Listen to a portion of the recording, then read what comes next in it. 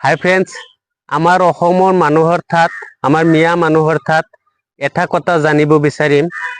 আপোনালোকে যে উচ্ছেদ কৰা মানুহকেইটাক জেগা নিদিয়ে থাকিবৰ কাৰণে, কোনোবা গাঁৱত সোমাব নিদিয়ে, আপোনালোকে কি সেইটো কৰিছেনে? কাগজ পাতি চেক কৰিছেনে যে এইকেইটা মানুহ কি আমাৰ অসমৰ না বাংলাদেশৰ? যদি বাংলাদেশৰ তেনেহলে আপোনালোকে পুলিচৰ ঠাত কিয় উঠাই দিয়া নাই?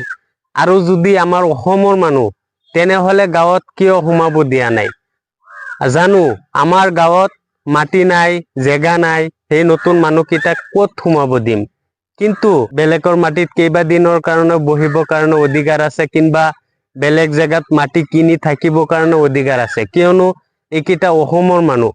আমাৰ কথাকেইটা যদি ভুল হয় তেনেহলে মোক ক্ষমা কৰি দিব, কিয়নো আমাৰ অসমৰ মানুহ নদীয়ে ভাঙি দিছিলে আৰু চৰকাৰী মাটিত বহিছিলে, তাৰ পৰা উচ্ছেদ কৰি দিছে। এইকেইটা মানুহ বিদেশী হৈ যোৱা নাই। এতিয়া যদি সেইকেইটা মানুহ কোনোবা জেগাত গৈ আশ্ৰয় বিচাৰে তেনেহলে আপোনালোকে আশ্ৰয় নিদিয়ে।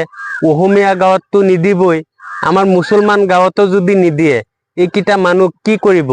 এতিয়া কি গছৰ ডালত ওলমি থাকিব না ক'বাত গৈ মৰিব? এতিয়াতো এনেকুৱাই লাগি আছে যে কোনোবা জেগাত যদি যাব নিদিয়ে, সোমাব নিদিয়ে, এতিয়া আমাৰ মুছলমান যেকেইটাক উচ্ছেদ কৰিছে অসমৰ মানুহ, স্বদেশী মানুহ, এইকেইটা এতিয়া মৰিব লাগিব, নহলেনো আৰু ক'ত যাব? যাবলৈ ৰাস্তাই নাই। মোৰ ভিডিঅ'টো যদি আপোনালোকে কোনোবা শুনি আছে, কমেন্টত ক'ব মই কি কথাখিনি কৈ আছো কি ভুল না কি। আৰু যদি কোনোবা উচ্ছেদ কৰা মানুহে ভিডিঅ'টো চাই আছে তেনেহলে ভিডিঅ'টো এটা শ্বেয়াৰ কৰি দিব আৰু কৈ দিব মই কি ভুল কৈছো নেকি। জয় অসম।